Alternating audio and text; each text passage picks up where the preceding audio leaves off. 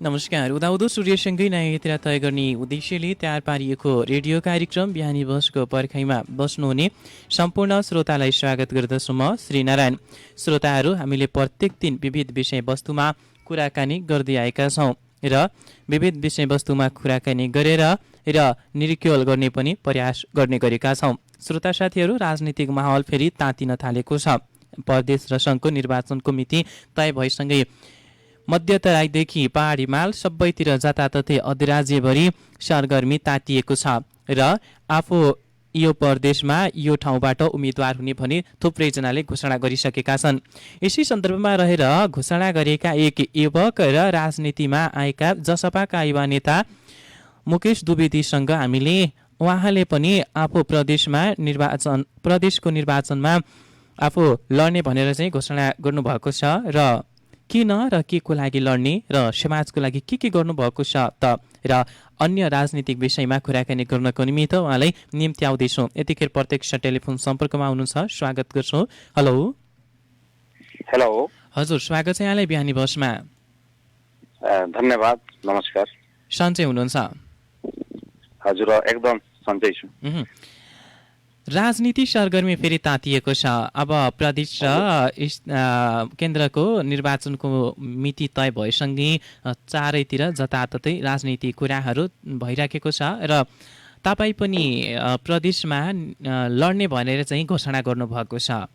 किन लड्नुहुन्छ र के को लागि लड्नुहुन्छ चुनाव?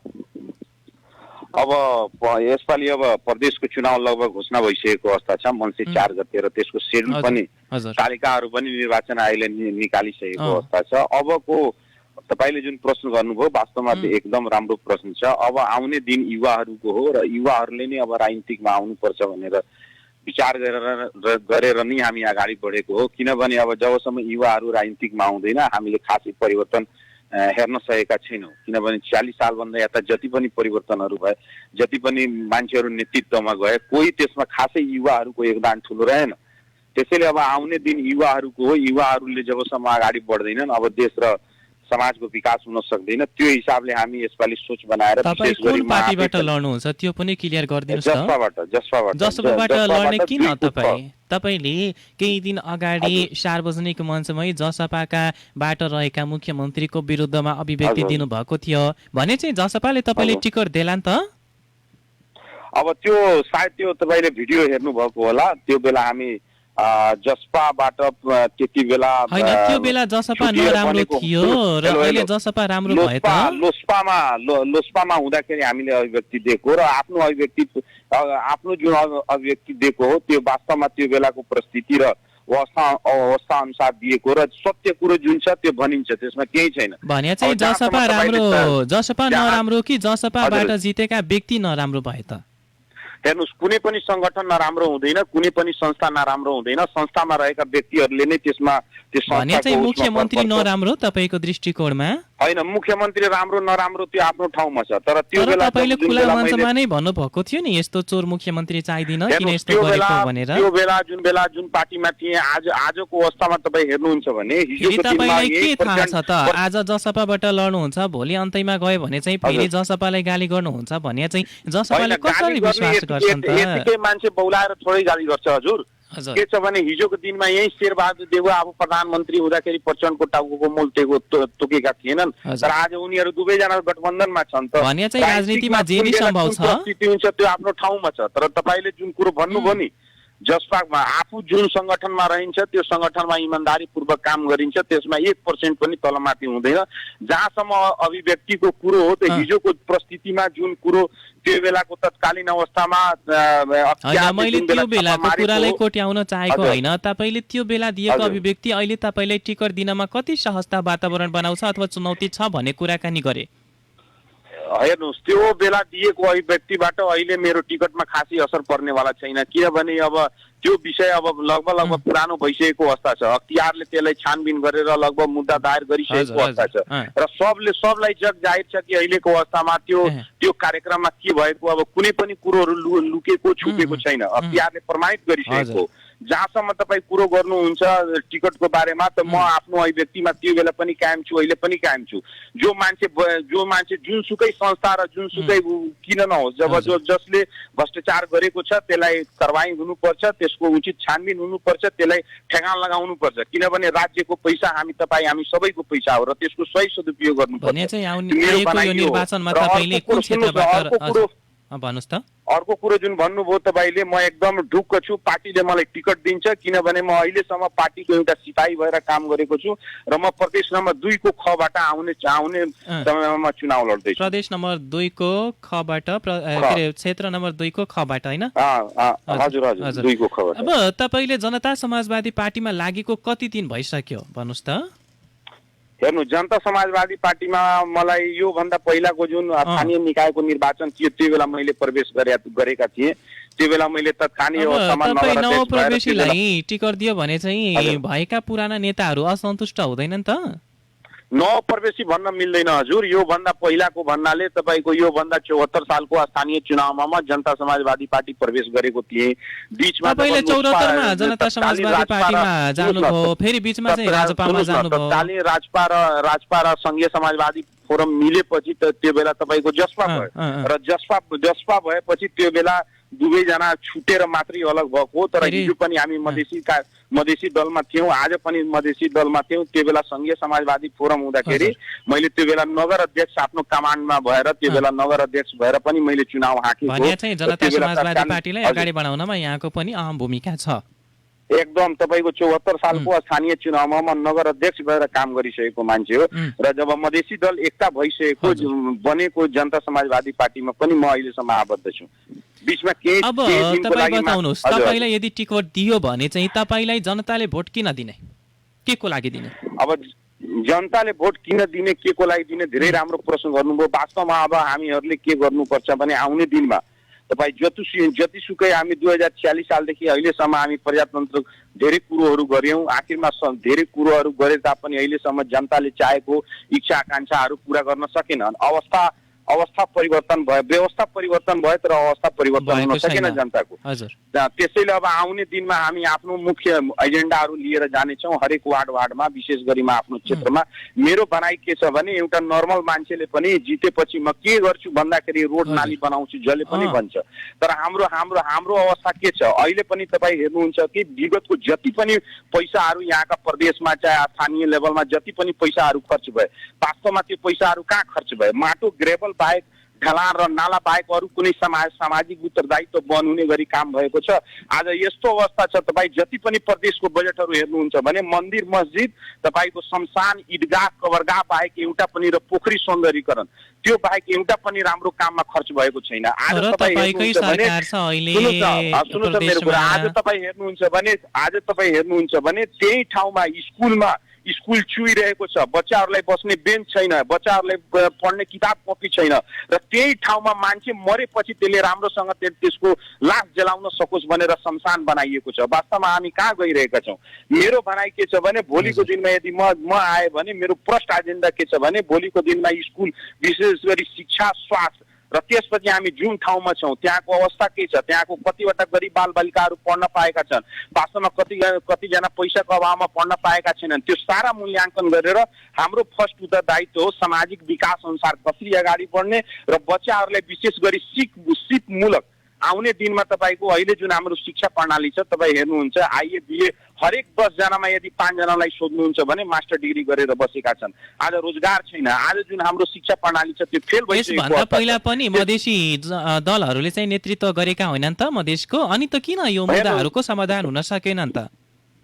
हेर्नुहोस् के छ भने विशेष गरी मधेसी दलहरू पनि मधेसी दल किन सबै पार्टीहरूले पनि आएर हिजोको दिनमा जो मान्छे हिजो चुनाव लडेका थिए आज पनि तिनै दाइहरू छन्। हेर्नु न अहिलेको अवस्था। अनि किन नभएको होला त यस्तो? वास्तवमा मेरो भनाइ के छ भने सुन्नुहोस्, अब मेरो भनाइ के छ भने यही सब परिवर्तनको लागि अब युवाहरू आउनुपर्छ, अब पढे लेखेका मान्छेहरू आउनुपर्छ। हामी भन्छौँ हाम्रो देशमा अब तपाईँ हेर्नुहुन्छ भने यो देश अब वृद्धाश्रम हुन थालिसक्यो, सारा युवाहरू विदेश जान थाले।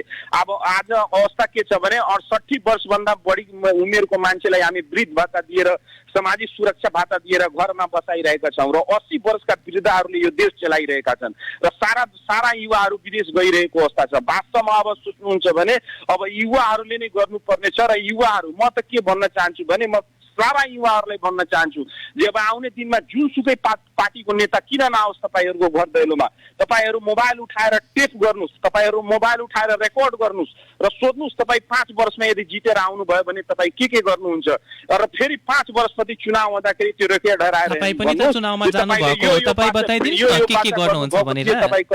हजुर हजुर, तपाईँ पनि त अब चुनावमा जान लाग्नु भएको भने चाहिँ अग्रिम बताइदिनु न के गर्नुहुन्छ जनताको लागि। अघिदेखि नै बताइरहेको छु नि, मेरो भनाइ के छ भने आउने दिनमा म चुनाव, मेरो प्रमुख एजेन्डा छ विशेष गरी शिक्षा, स्वास्थ्य, सामाजिक उत्तरदायित्व वहन हुने गरी समाजका जति पनि पिछडिएका वर्गहरू छन् त्यसमा मेरो बढी ध्यान हुन्छ र विशेष गरी शिक्षामा मेरो बढी ध्यान, किनभने म आफू पनि विद्यार्थी राजनीतिबाट आएको हुनाले र म ठाकुराम क्याम्पसको एकचोटि सचिव र एकचोटि सबै सभापति भएको हुनाले म एकदम नजिकबाट हेरेको छु। आज मलाई लाज लागिरहेको छ, मलाई आज लाज लागिरहेको छ। धेरैजना नेताहरू भए, आज ठाकुराम क्याम्पसको गएर अवस्था हेर्नुहोस् त, आज गरिबको बालबच्चा 5000 मा पढ्ने क्याम्पस त्यही, गरिबको बालबच्चा पढ्ने क्याम्पस त्यही हो। आज कुनै पनि सरकारले 1 रुपियाँको इँटा पनि त्यहाँ लगानी गरेको छ।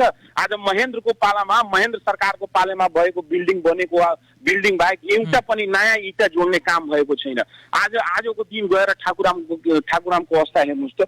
वास्तवमा भन्नुहुन्छ भने जुन हिसाबले खालि हामी माटो, ग्रेभल, पोखरी सौन्दर्यीकरण गरेर भयभरको कमिसन खायौँ, भयभरको कमिसन लियौँ, तर समाजमा वास्तवमा हामी कहाँ छौँ त्यो हामी हेरेनौँ। आज शिक्षाको अवस्था के छ, आज स्वास्थ्यको अवस्था के छ, आज नारायणी अस्पतालको अवस्था हेर्नुहोस् त कस्तो छ।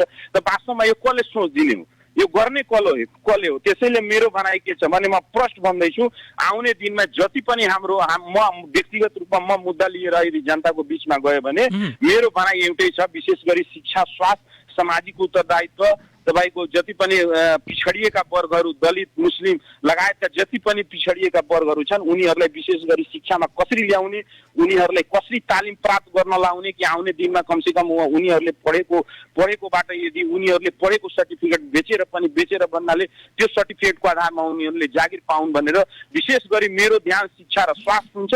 त्यसपछि विकास भनेको माटो, ग्रेभल, सडक नाला त जसले पनि भन्छ, एउटा अन्धोलाई भन्नुहुन्छ भने पनि तपाईँ जितेपछि के गर्नुहुन्छ भने उसले सिधै भन्छ कि म रोड बनाउँछु, नाला बनाउँछु, त्यो बाहेक उसको सोच हुँदैन। तर वास्तवमा हामी अहिले कहाँ छौँ त्यो हाम्रो हेर्ने अवस्था छ अहिले समाजमा। मुलुक लोकतन्त्र, गणतन्त्र हुँदै अहिले सङ्घीय संरचनामा सञ्चालनमा छ, 3 तहको सरकार सञ्चालनमा छ। एक तहको सरकारको कार्यकाल बितेर अर्को कार्यकाल पनि सुरु भएको छ भने अर्को प्रदेश र केन्द्रको कार्यकाल सकिनै लागेको छ। तर तपाईँले भनेका कुराहरू आफ्नै गाउँठाउँका जनप्रतिनिधि, स्थानीय सरकार हुँदा समेत किन समस्याको समाधान भएका छैनन् होला?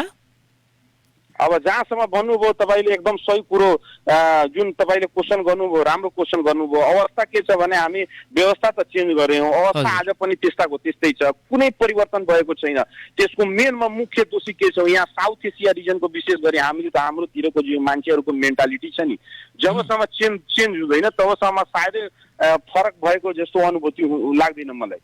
किनभने अब हाम्रो मेन्टालिटी चेन्ज हुनुपर्छ र विशेष गरी जुन पुरानो सोच प्रवृत्तिका मान्छेहरू छन् त्यसैले मैले भनेको अबको नेतृत्व युवाहरूले लिनै पर्छ। आजको अवस्था देख्नुहोस् त, आजको अवस्था के छ, आज हामी किसानलाई मन समेत उपलब्ध गराउन सकिरहेका छैनौँ। आज हामी भन्छौँ हामी कृषि प्रधान देश हो। मलाई याद छ कि हामी बच्चा हुँदाखेरि प्रत्येक गाउँमा तपाईँको 2वटा 3वटा गाउँको बिचमा संस्थाहरू हुनुहुन्थ्यो, सहकारी सरकारबाट चलाएको संस्था हुन्थ्यो। त्यसबाट हामीले मजाले खाद पनि पाउँथ्यो, त्यो बेला चिनी पाउँथ्यो, कपडा पाउँथ्यो र प्रत्येक किसानले तपाईँको मलहरू पाउने अवस्था थियो। तर आज किन सरकारले सकिरहेको छैन?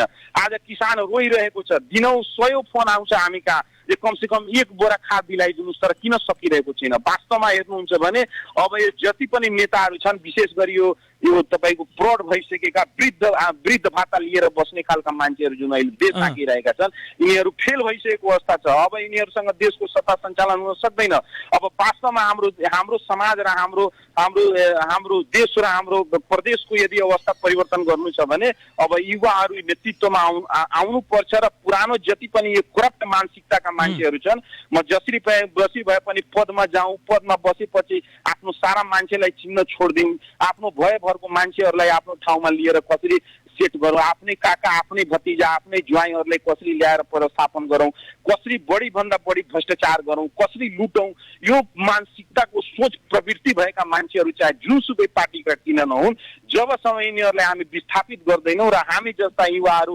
धेरै यस्तो जुनसुकै पार्टीका युवाहरू किन नहुन्, जबसम्म युवाहरू नयाँ सोच र जोस र जागरका साथ जबसम्म आउँदैनन्, तबसम्म मलाई लाग्दैन कि अवस्था परिवर्तन हुन्छ। यस्तो यो क्रान्तिकारी कुरा गरिरहँदाखेरि चाहिँ समाजका व्यक्तित्वहरू, रेडियो सुनेर बसेकाहरूलाई सुनेका तपाईँप्रति धेरै आशा र विश्वास पनि अब भएको होला भने चाहिँ हाम्रो क्षेत्रका हाम्रा नेता, युवा नेताले हाम्रो लागि के गर्नुहुन्छ भनेर चाहिँ यो भने जस्तै जितिसकेपछि गर्न कतिको सहज हुन्छ भने चाहिँ आकलन के गर्नुभएको छ? हेर्नुहोस्, मान्छे वास्तवमा आँट हुनुपर्छ। आज तपाईँ हेर्नुहुन्छ यही हाम्रो छिमेकी राष्ट्र भारतको दिल्लीको अवस्था हेर्नुहोस्। आज अरविन्द केजरीवाल जस्तो मान्छे दिल्लीमा जबसम्म मुख्यमन्त्री भइसकेपछि आज दिल्लीमा गएर हेर्नुहोस् तपाईँको शिक्षा र स्वास्थ्यको अवस्था के छ। आज त्यहाँका सरकारी स्कुलहरू तपाईँको प्राइभेटलाई फेल गरिसकेका अवस्था छ। तपाईँको प्राइभेट स्कुलको बच्चाहरू, गार्जियनहरूले प्राइभेट स्कुलबाट नाउँ कटाएर सरकारी स्कुलमा तपाईँको भर्ना गराइरहेछन्, ठाउँ छैन त्यहाँ अवस्था। त वास्तवमा यदि सक्नुहुन्छ जबसम्म आफ्नो मानसिकता र आफ्नो सोच म आँट राखेर म भ्रष्टाचार गर्दिनँ, म अब आउने दिनमा स्वच्छ प्रशासन चलाउँछु, म जतिसुकै प्रेसर आए तापनि म दायाँ बायाँ गर्दिनँ, जबसम्म अठोट र जोस र जागरका साथ तपाईँ नेतृत्व गर्नु हुँदैन तबसम्म यो सकिँदैन। र वास्तवमा यो गर्न सकिन्छ। अब तपाईँ हामी जस्तो युवाहरूले अब हामी सक्दैनौँ, सारा संरचना त्यस्तै छ, धेरै गाह्रो छ भनेर सोचेर बस्यो भने हुँदैन। वास्तवमा कसैले आँट लिनै पर्छ। अब स्थानीयदेखि प्रदेश र केन्द्रसम्म पनि तपाईँले नेतृत्व गरेको पार्टीकै सरकार छ भन्या चाहिँ जस्तो किन भएको छैन र सरकारी प्राइभेट विद्यालयबाट विद्यार्थीहरू उत्सुकताको साथ सरकारी विद्यालयमा पढ्न किन गएका छैनन् होला? तपाईँकै त पार्टीका स्थानीय वडा सदस्यदेखि केन्द्र र प्रदेशसम्मको सरकार छ त अहिले। हजुर, अब तपाईँले जसै कुरो गर्नु वास्तवमा एउटा हाम्रै पार्टीको होइन। तपाईँ हेर्नुहोस् न, 46 सालभन्दा अहिलेदेखि जति पनि पार्टी सरकारमा आए कुनै फरक पाउनुभएको छ? अनुहार मात्रै फरक छ। तर मधेसवादी दल खास गरी आफूले यो गर्छु मधेसको लागि, मैले मधेसमा बसेर वास्तविक पीडाहरू देखेको छु भनेका थिए नि त। अनि वास्तविक पीडा हेरेकाहरू किन चुप लागेका छन्? कसले के भन्यो, कसले के गर्यो त्यो आफ्नो ठाउँमा छ, तर वास्तवमा भन्नुहुन्छ भने फेरि तपाईँ त्यही पार्टीको हो नि त, पार्टीको नेतृत्वभित्र बसेर कानुनी दायरामा बसेर काम गर्नुपर्छ नि त। जति पनि अनुहारहरू आए, जति पनि व्यक्तिहरू आए, खालि फरक अनुहार मात्रै फरक हो, तर बसेको क्रियाकलाप सबको त्यस्ता अवस्था त्यस्तै छ। त्यसैले म भनिरहेको छु अब आउने दिनमा जुनसुकै पार्टी किन नहोस्, हामी युवाहरू, जुनसुकै पार्टीका युवाहरू किन नहौँ, हामी युवाहरू अब आएर अब अगाडि बढेर देशको कमान्ड लिनुपर्छ। अब युवाहरू हामी हरेक ठाउँमा अब खालि युवा राजनीतिकमै आउनु हुँदैन, राजनीति खराब हो भनेर अब बसेर हुँदैन।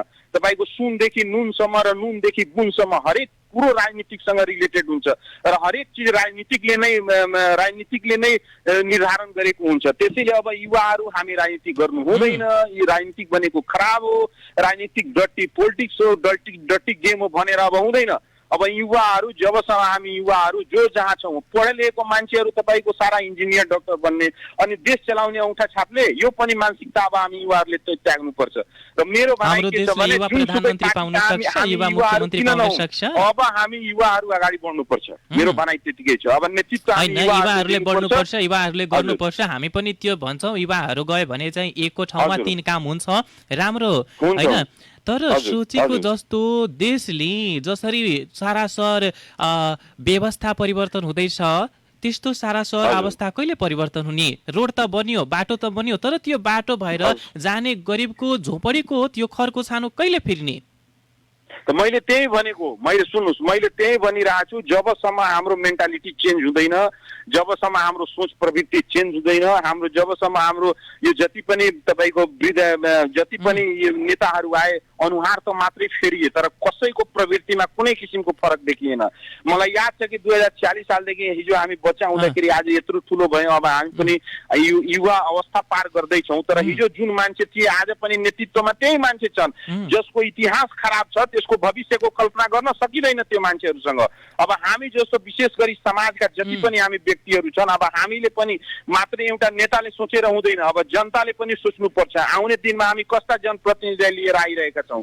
हामी चुनाव जित्नु भन्दा ठुला ठुला हाम्रा नेताहरूले गफ गर्ने भनेर जनताहरू भन्छन् र त्यो चुनाव जितिसकेपछि एकदम शान्त भइसक्ने र मुखै नहेराउने गरी र व्यवहार गर्छन् भने जनताहरूको यो गुनासो छ नि त। तपाईँका कुरामा कसरी विश्वास गर्लान् त? जनताहरूले जुन तपाईँ कुरो भन्नुभयो गुनासो एकदम ठिक छ, एकदम जायज छ र यसमा सबभन्दा ठुलो दोषी जनतालाई म ठान्छु। आज तपाईँ हेर्नुहोस् 2046 सालदेखि तपाईँ पेन र कपी लिएर हेर्नुहोस् 2046 सालदेखि कस्ता मान्छेहरू नेतृत्वमा आए, त्यही अनुहारहरू फेरि फेरि नेतृत्वमा आएका छन्, कोही नयाँ मान्छेहरू प्रवेश गरेका छन् र हामी जनता पनि के छौँ भने हामी खालि त्यस्तो मान्छेलाई 5 सालमा एकचोटि आउने भोट दिदिने अनि त्यसपछि त्यही नेताको पछाडि दौड्ने हाम्रो जनताहरूको पनि मेन्टालिटी। अब हामी त के भनिरहेछौँ, वार्ड वार्डमा गएर जनताहरूलाई पनि जगाउने काम अब हामीले युवाहरूले गर्नुपर्छ। जो वास्तवमा हाम्रो भोटको महत्त्व के छ, यो भोटले के गर्न सक्छ, यो हाम्रो मत जुन हुन्छ, जुन मत सबभन्दा ठुलो जुन दान भनिन्छ मतदान, यो मतदानले कस्तो मान्छेलाई जिताएर ल्याउँदैछ, वास्तवमा हामी कस्ता फटाहरूलाई राम्रो मान्छेलाई ल्याइरहेका छौँ कि त्यही हिजोको दिनमा जुन सडे गलेको मान्छेहरू थियो जुन नेतृत्वमा थियो फेरि त्यस्ता मान्छेहरूलाई ल्याइरहेका छौँ। अब हामी जनताले पनि बुझ्नुपर्छ। मैले त्यही सुरुदेखि नै बताउनुहोस्, मधेस सरकार सफल कि असफल? 5 वर्ष त बित्नै लाग्यो, बितिसक्यो भन्नुपर्छ। अब हेर्नुहोस्, एभरेजमा भन्नुहुन्छ भने व्यक्तिगत रूपमा यो सरकार भन्नुहुन्छ भने व्यक्तिगत सरकार होइन नि, होइन सुन्नुहोस्, मेरो विचारमा मेरो आफ्नो विचारमा भन्नुहुन्छ भने वास्तवमा जुन जति अपेक्षा जनताले लिएका थिए यो सरकारले त्यो पुरा गर्न सकेन। मधेस सरकारले पुरा गर्न सकेन। एकदम मधेस सरकार असफल पूर्ण रूपमा सुन्नुहोस्, पूर्ण रूपमा असफल त भन्न मिल्दैन, किनभने बेटी बचाओ बेटी पढाओ कार्यक्रम नै प्रभावित भयो, छोरी शिक्षा भ्रष्टाचार भए, सुन्नुहोस् कार्यक्रमहरूमा भ्रष्टाचार भए, धेरै प्रोग्रामहरू पनि सम्पूर्ण रूपमा जान सकेनन्, गर्ने काम 5 वर्षमा पनि हुन सकेन, धेरै ठेकाहरू अल्पत्र छन्। अनि कसरी भयो त? प्रदेश सरकार असफल भयो कि भएन? यो ठाउँमा छ र त केही अवस्थामा म के भन्छु भने एउटा संघीयताको सबभन्दा ठुलो जग जुन गाड्ने काम भयो विशेष गरी त्यो यो मधेस सरकार संघीयताको जडो गाड्ने काम त भयो, तर जनताले अपेक्षा गरेको जति काम हुन सकेन, यो म पनि स्वीकार्छु। आउने चुनावमा फेरि त्यही मुख्यमन्त्री रहलान् कि फेरि अर्को मुख्यमन्त्री बन्लान् के छ तपाईँको आकलन? हेर्नुहोस्, यो प्रजातन्त्रमा गणितीय खेल हो, विशेष गरी आउने दिनमा अब को के हुन्छ त्यो भन्न सकिँदैन। जनता समाजवादी पार्टीको कतिको जनताहरूले मत दिन्छन् के आकलन छ? के गरे त जनता समाजवादी पार्टीले? जनता समाजवादी पार्टीलाई जनताले मत दिन्छन्। कुनै एउटा व्यक्तिले गर्दा नै पार्टीले भोट पाउँदैन, चाहे कुनै एउटा व्यक्तिले कोट गरेर नि सारा त्यस्तो अवस्था छैन। पहिला कम्युनिस्टको थियो तपाईँको इतिहास छुट्ने र अहिले जनता समाजवादी पार्टी भनौँ अर्थात् मधेसवादी दलहरूको यो सुरु भएको छ भने चाहिँ जनता कसरी विश्वास गर्लान् त? हेर्नुहोस्, अहिलेसम्म जनता विश्वास गरेका छन् र जनता विश्वास पनि गर्छन्, किनभने मधेस आन्दोलन पछि भएका धेरै यस्ता परिवर्तनहरू चाहे संघीयतामा हो, चाहे आज जति पनि तपाईँ सरकारी अफिसमा जानुहुन्छ कहीँ न कहीँ मधेसी अनुहारहरू, दलित पिछडिए मुस्लिम जनजाति अनुहारहरू तपाईँ जति पनि कर्मचारी चाहे हाकिमहरू पाउनुहुन्छ, कहीँ न कहीँ यो संघीयता र मधेस आन्दोलनको त्यति बेलाको यो जगबाट स्थापित भएको कुरोहरू हो। र त्यसैले म भन्दैछु धेरै कुरोहरू प्राप्त गरेका छौँ, नगरेका होइन। अब 250 वर्षदेखि जुन समुदाय दबिएर थिचिएर रहेको अवस्थामा थियो, एकैचोटि सारा अधिकार हामी प्राप्त गर्छौँ भन्ने अवस्था पनि छैन। 51% जनसङ्ख्या छ, तर हामी चाहेको जतिले हामीले मधेसमा 51% जनसङ्ख्या भए तापनि तपाईँ हेर्नुहुन्छ भने विकासको क्रमदेखि लिएर सारा कुरोहरू अहिले धेरै पछाडि छौँ। आज यत्रो मधेसमा एउटा पनि सरकारी तपाईँको मेडिकल कलेजहरू छैन, इन्जिनियरिङ कलेजहरू छैन। 51% जनसङ्ख्या हामी भन्छौँ, आज राजस्वको 25% हामी बिलले दिइरहेको छ, तर सारा कुरो यदि जिल्लाबाट जितेर सांसद पनि गए मधेसवादी दल। सुन्नुहोस्, धेरै पिछडिएका छौँ र मलाई विश्वास छ हाम्रो मुद्दा मुद्दा भनेको कहिले पनि मरेको हुँदैन। अहिले धेरै मुद्दाहरू बाँकी छ। मुद्दा भनेको कहिले पनि मर्दैन। व्यक्ति आउँछ जान्छ त्यो आफ्नो ठाउँमा छ। व्यक्ति आउँछ जान्छ, पार्टी फुट्छ बन्छ जुट्छ, यो प्रजातन्त्रमा यो चलिरहन्छ, त्यो आफ्नो ठाउँमा छ। तर मधेसको मुद्दा आज पनि यथावत छ, आउने दिनमा पनि रहन्छ र यो मुद्दा जबसम्म रहन्छ तबसम्म मधेसवादी दलहरू, यो विशेष गरी मधेसी जनताहरू मधेसवादी दलमाथि विश्वास गर्छ। अन्त हामीलाई विश्वास छ कि आउने दिनमा जनता समाजवादी पार्टी पुनः यो प्रदेश र यो जिल्लामा फेरि 1 नम्बर पार्टी भएर आउँछ, हामीले पूर्ण विश्वास। तपाईको विचारमा, तपाईको भनाइअनुसार जनता समाजवादी पार्टी जसपाले पहिला जस्तै अहिले पनि बाजी मार्न सफल हुन्छ त? एकदम एकदम एकदम एकदम सफल होस्, हाम्रो कामना पनि छ।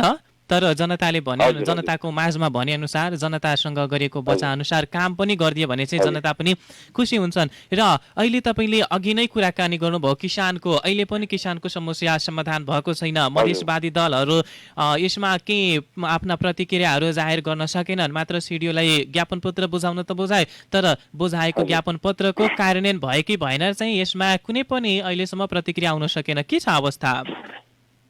अब जहाँसम्म किसानको भन्नुहुन्छ, वास्तवमा यो सरकार नै फेल भइसकेको अवस्था छ। यो सङ्घ सरकारले उपलब्ध गराउने मल खाद भनेको सङ्घ सरकारले दिने र उपलब्ध गराउने विषय हो। तर म भन्छु यो मल खाद र किसानको मुद्दामा विशेष भन्नुहुन्छ भने यो पहिलाको सरकार र अहिलेको सरकार जुनसुकै सरकार होस्, यो को रूपमा फेल भइसकेको छ। आज सिँचाइको अवस्था हेर्नुहोस्, आज किसानको अवस्था हेर्नुहोस्, किसान कहीँ खुसी छैन। आज 1 बोरा मलको लागि किसानलाई मरिमेट्नु जस्तो अवस्था आइसकेको छ। आज दिनौँ मान्छेहरू नगरपालिका, म पनि नगरपालिका जान्छु, दिनौँ मान्छेहरू स्थानीय सरकार नगरपालिका धाइरहेका हुन्छन्। जुन सरकारले जुन कोटा दिएको छ एकदम न्यून मात्रामा, अब एउटा गाउँमा तपाईँको 100 बोरा 150 बोरा 200 बोरा खाद उपलब्ध गराएर हुँदैन। तर यो सरकार कहीँ न कहीँ यो फेल भइसकेको अवस्था छ र यो सारा फेल भइसक्यो। यो राज्यले यसको जिम्मेवारी लिनुपर्छ।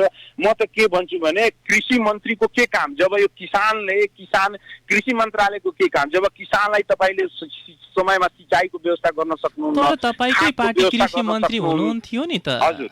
अनि कसरी भयो?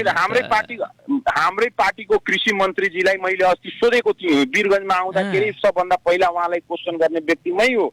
मैले सोधेको थिएँ, मन्त्रीजी हिजोको दिनमा किसानले मजाले खाद पाउँथ्यो, हिजोको दिनमा मान्छेहरूले बढी खेती गर्थे, तर आज तपाईँको धेरै खेतहरू प्लट भइसके, धेरै खेतहरू प्लटिङ भइसके, धेरै खेतहरू बाजो अवस्थामा छन्।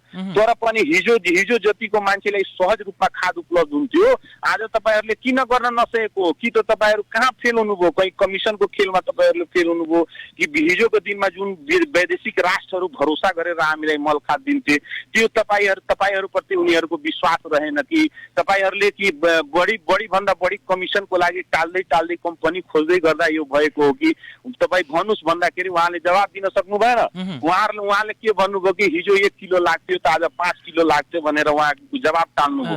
वास्तवमा भन्नुहुन्छ भने मेरो प्रष्ट धारणा छ, जब किसानको मुद्दा यो सरकारले सम्बोधन गर्न सक्दैन, जो मन्त्रीले सम्बोधन गर्न सक्दैन भने तपाईँको कृषि मन्त्रीको के काम, कृषि मन्त्रालयको के काम? हामी मन्त्री पाल्नलाई मन्त्रालय बनाएको हो। आज किसानको अवस्था के छ? आज आएर तपाईँ हेर्नुहोस् न, सारा खेतहरू आज गएर किसानहरू रोइरहेका छन्, खादहरू पाइरहेका छैनन्। यो कहीँ न कहीँ यो सरकारको फेलियर हो र यो सरकारले यसको जिम्मेवारी लिनुपर्छ। आज किसान रोइरहेको छ, आज अन्नदाता रोइरहेको छ, यसको जिम्मेवारी यो सरकारले लिने कि नलिने? म हाम्रै पार्टीको मन्त्री भए तापनि म यो प्रति आपत्ति गर्छु।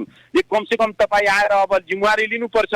अब किसानलाई तपाईँ किन खाद उपलब्ध गराउन सक्नु भएन? यसको जिम्मेवारी लिने कि नलिने? यो कुरो सबभन्दा ठुलो अवस्था अहिले जुन हेर्नुहुन्छ, किसानहरू रोइरहेको छ, खाद पाइरहेको छैन। वास्तवमा यो सरकार फेल भइसकेको अवस्था छ। हजुर, अब हामी कार्यक्रमको अन्त्यमा छौँ। अन्त्यमा जाँदा तपाईँका क्षेत्रका जनता, तपाईँले सुनेर बसेका जनताले के भन्नुहुन्छ? म यतिकै भन्न चाहन्छु, विशेष गरी म क्षेत्र नम्बर 2 को खको जनताहरूलाई, जे तपाईँहरूले धेरै मान्छेहरूलाई हेर्नुभयो, हिजोको दिनमा धेरै मान्छेहरू आए, त्यही अनुहार फेरि आए। तर एउटा अब युवाहरूले लिएर आउनुपर्छ र विशेष गरी म क्षेत्र नम्बर 2 को खबाट आउँदैछु र म एकदम जोस जाँगरका साथ जनताको बिचमा रहेर जनताको लागि हरेक समय लड्ने तपाईँको जोस जाँगरका साथमा आउँदैछु र यसपालि तपाईँहरू कमसेकम युवामाथि विश्वास गर्नुहोस् र हेर्नुहोस् 5 वर्ष बित्नमा कुनै ठुलो टाइम छैन, कुनै टाइम लाग्दैन, समय बित्न एकदम हेर्दा हेर्दै समय बितेको अवस्था हुन्छ। त्यसैले यसपालिको चुनावमा तपाईँ म माथि विश्वास गर्नुहुनेछ। मेरा क्षेत्रका जनताहरू, मैले हिजो गरेका कामहरू, हिजो गरेका सङ्घर्षहरूबाट मेरो क्षेत्रका जनताहरू प्रभावित हुनेछन् र आउने दिनमा मलाई मतदान दिएर एउटा युवा नेतृत्वलाई स्थापित गर्नेछन् भनेर मलाई विश्वास छ। र विशेष गरी उहाँहरूलाई म अनुरोध गर्न चाहन्छु कि तपाईँहरू विचार गर्नुहोस्, जो राम्रो छ, जो युवा आउने दिनमा राम्रो नेतृत्व दिन सक्छ, त्यस्ता युवालाई, म जस्तो युवालाई तपाईँहरूले मलाई भोट दिनुहुन्छ भनेर म उहाँहरूलाई आग्रह गर्न चाहन्छु। हुन्छ, आफ्नो व्यस्तताको बावजुद हामीलाई समय दिनुभएकोमा तपाईँलाई धेरै धेरै धन्यवाद। धन्यवाद। विशेष गरी तपाईँले समय दिनुभयो आफ्नो 2 शब्द राख्नको लागि, यसको लागि विशेष विशेष धन्यवाद हजुरहरूले। हुन्छ, छुट्टिन्छु, नमस्कार। उहाँ हुनुहुन्थ्यो मुकेश द्विवेदी, जसपाका युवा नेता र अहिले पर्सा क्षेत्र नम्बर 2 को कबाट उम्मेदवारी दिने प्रदेश सभा सदस्यको लागि घोषणा गर्नुभएको छ। उहाँको चुनावी एजेन्डा के छ भन्ने विषयमा र जसपाबारे विगतमा दिएको अभिव्यक्तिले जसपाले उहाँलाई टिकट देला नि त भनेर कुराकानी गरेका छौँ। श्रोता साथीहरू, आजको समय सकिएको छ। प्रविधि कक्षमा बस्नुहुने साथी सानुसँगै श्रीनारायण बिदा हुन्छौँ। नमस्कार।